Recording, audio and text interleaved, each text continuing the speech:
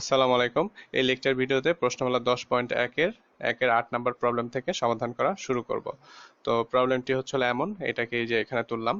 ওকে, তো এইখানে দেখেন, এখানে আমরা কি করতে পারি, a কিউব মাইনাস বি কিউবের যে উৎপাদকের সূত্রটা আছে সেটা এখানে আমি অ্যাপ্লাই করতে পারি, তাই না? তো এর জন্য আমাকে যেটা করতে হবে, এটাকে কিউব আকারে লিখতে হবে। তো এটাকে যদি আমি কিউব আকারে লিখি তাহলে এই যেমন হয়। ওকে, তো এখন আমি এখানে সূত্রটা অ্যাপ্লাই করলাম, তাহলে হবে এমন।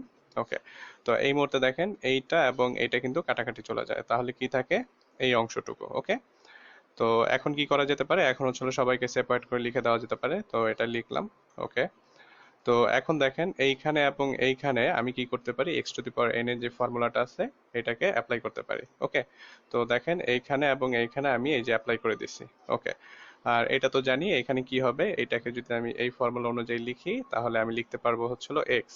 ওকে, আর সব যেহেতু ইন্টিগ্রেট করা শেষ, এখন কি করব, একটা প্লাস সি যোগ করে দেব। তো এখন জাস্ট নর্মাল ক্যালকুলেশন, এই এতটুকু করলে অ্যান্সার হবে এইটা। ওকে,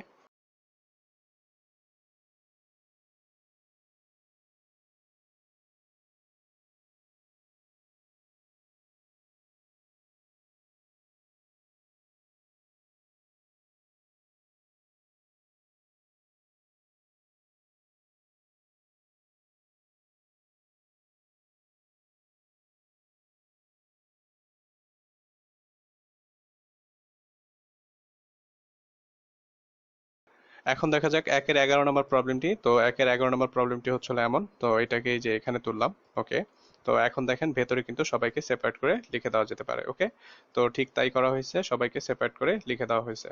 ওকে, তো এখন দেখেন এইখানে কিন্তু আমরা এই ফর্মুলাটা অ্যাপ্লাই করতে পারি। ওকে, তো এটাকে যদি অ্যাপ্লাই করি তাহলে হবে এমন। আর এখানে 5টাকে এই যে বামে সরিয়ে লিখলাম, তাহলে ভেতরে থাকবে ই টু দি পাওয়ার এক্স। আর এই 8টাকেও বামে সরিয়ে লিখলাম, তাহলে ভেতরে থাকবে 1। ওকে, আচ্ছা, তো এইটার জন্য হচ্ছিল কোন ফর্মুলা, এটার জন্য হচ্ছিল এই যে এটা। ওকে, তো ই টু দি পাওয়ার এক্স কে যদি আমি ইন্টিগ্রেট করি তাহলে হচ্ছিল ই টু দি পাওয়ার এক্সই হয়। তো এটার বদলে কি হবে, আমি ই টু দি পাওয়ার এক্স লিখে দিলাম। ওকে, আর এখানে তো হবে কি, এক্স। ঠিক আছে, তার মানে কি হলো 8 × x মানে হচ্ছে 8x। আর সব যেহেতু ইন্টিগ্রেট করা শেষ হয়ে গেছে, তার মানে প্লাস সি। এটাই উত্তর।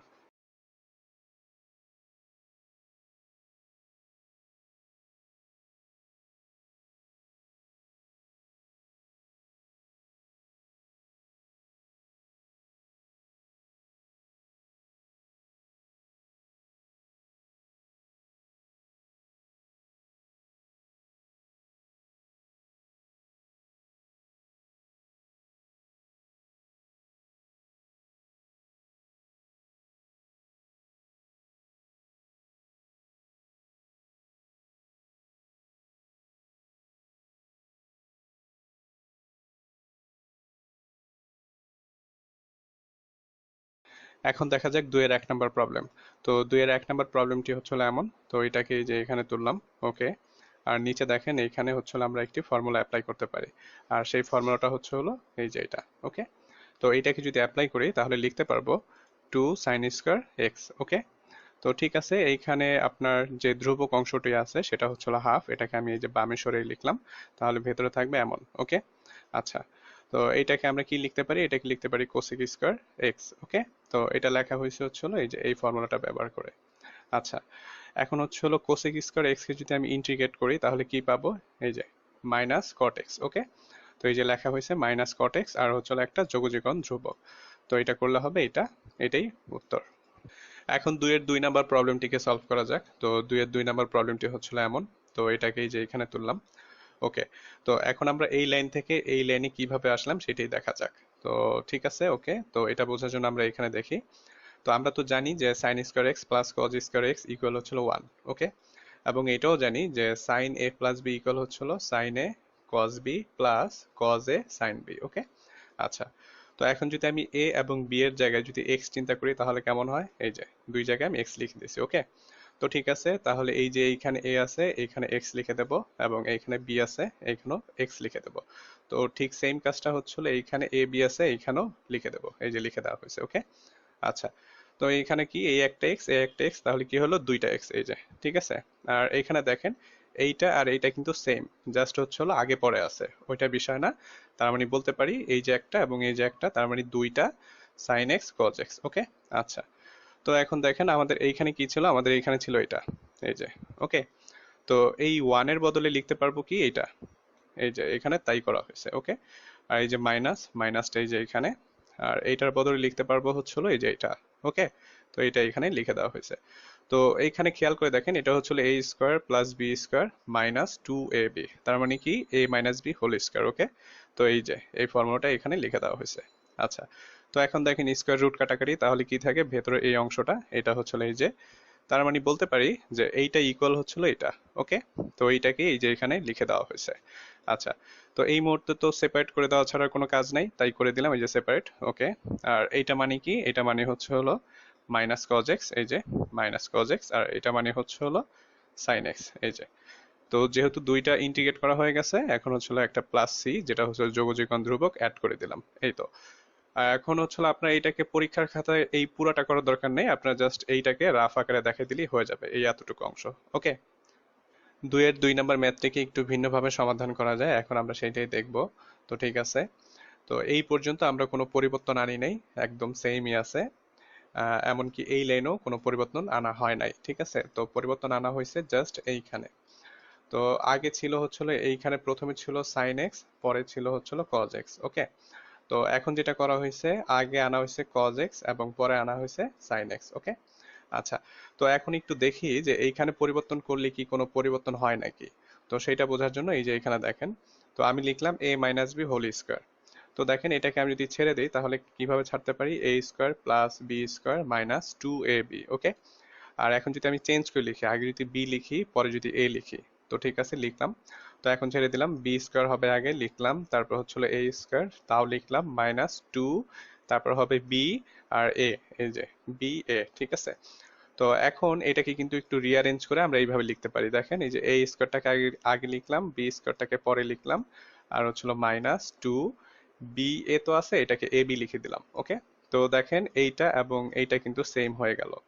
তো এইটার এইটা যদি সেম হয়, তাহলে অবশ্যই এইটা এবং এইটা সেম, তাই না? তো ঠিক তাই করা হয়েছে এইখানে, জাস্ট আমি একটু এখন কি করলাম, কজ এক্সটাকে আগে লিখলাম আর মাইনাস সাইন এক্স। ওকে, তো ঠিক আছে, এখন দেখেন স্কোয়ার রুট কাটাকাটি, তাহলে কি থাকে এইটা, এই যে। ঠিক আছে, তো এইটাকে হচ্ছিল এখন এখানে লিখে দিলাম, তারপর হচ্ছিল সেপারেট করে দিলাম, এই যে। আর এইটার পরিবর্তে লিখলাম এটা, আর এইটার পরিবর্তে লিখলাম এই যে এটা। ওকে, তো তারপর দেখেন এখানে মাইনাস মাইনাস প্লাস, তাহলে উত্তরটা এমন হয়।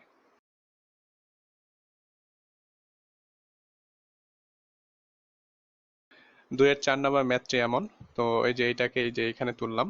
ওকে, আর নিচে দেখেন, নিচে একটা ফর্মুলা অ্যাপ্লাই করা যায়, যেটা হচ্ছে হলো এই যে এটা। ওকে, আর এটাকে যদি অ্যাপ্লাই করি তাহলে লেখা যাবে এই যে এটা। ওকে, আচ্ছা, তো এইখানে দেখেন, এখানে একটি ধ্রুবক অংশ আছে যেটা হচ্ছিল হাফ, এটাকে এই যে দেখেন আমি বামে সরিয়ে লিখছি।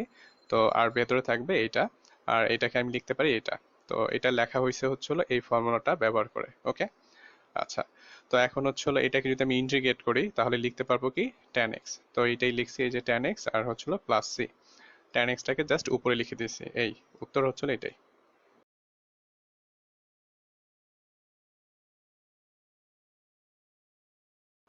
এখন দেখা যাক 6 নম্বর প্রবলেমটি। তো এটাকে হচ্ছে হলো আমি এই যে এখানে তুললাম। ওকে, আর এখানে দেখেন একটা ফর্মুলা অ্যাপ্লাই করা যায়, আর সেই ফর্মুলাটা হচ্ছে হলো এই যে এটা। ওকে, তো এটা যদি আমি অ্যাপ্লাই করি তাহলে লিখতে পারবো হচ্ছে হলো এটা। ওকে, আর এখন কি করা যায়, এখন হচ্ছে হলো রুটটাকে সেপারেট করে দেওয়া যায়। তো 2 এর উপর যদি রুট পড়ে তাহলে হবে কি √2, আর যদি হচ্ছে হলো cos স্কয়ার x/2 এর উপর পড়ে তাহলে কি হবে cos x/2, কেননা হচ্ছে হলো স্কয়ার রুট কাটাকাটি। ওকে, আচ্ছা, তো এখন দেখেন √2 হচ্ছিল যেহেতু ধ্রুবক, তো এটাকে এই যে বামে সরিয়ে লিখলাম, আর এই পাশে থাকে এটা। আচ্ছা, তো আমরা তো জানি যে cos x কে যদি আমি ইন্টিগ্রেট করি তাহলে কি পাবো sin x। তো এই যে দেখেন আমি এখানে sin x লিখছি, x বলতে হচ্ছিল আমার এই যে এইটা, তো এটা লিখছি। ওকে, তো এখন এখানে একটা বিষয় আছে, সেটা হচ্ছিল x এর সাথে যদি কেউ গুণ আকারে থাকে, তাকে আমি এই যে 1 বাই আকারে লিখবো। ঠিক আছে, তো এখানে দেখেন, এখানে বলেন তো x এর সাথে কে গুণ আকারে আছে। এখানে কিন্তু x এর সাথে, এটাকে আমি কিন্তু এই যে এইভাবে লিখতে পারি। ঠিক আছে, তো x এর সাথে এখন ভালো মতো বোঝা যাচ্ছে যে x এর সাথে হাফ গুণ আকারে আছে, তো এটাকে কি করতে পারি, 1/2 লিখে দিছি। ওকে, 1/2। তো যদি এমন হতো x এর সাথে যদি 2 গুণ আকারে থাকতো, তাহলে কি করতাম, এখানে লিখতাম 2। ঠিক আছে, তো যাই হোক, আমার তো আর এমন কিছু নাই, তো হচ্ছে হলো আমার যেটা আছে সেটাকে আমি এখানে লিখি। তো আমার আছে হচ্ছে হলো এমন, তো আমি কি করব, হাফ আছে যেহেতু এখানে, 1/2 লিখে দিলাম। ওকে, আর হচ্ছে হলো প্লাস সি, আর এটাকে ক্যালকুলেট করলে পাবো আমি 2, আর এটা তো ঠিক আছে।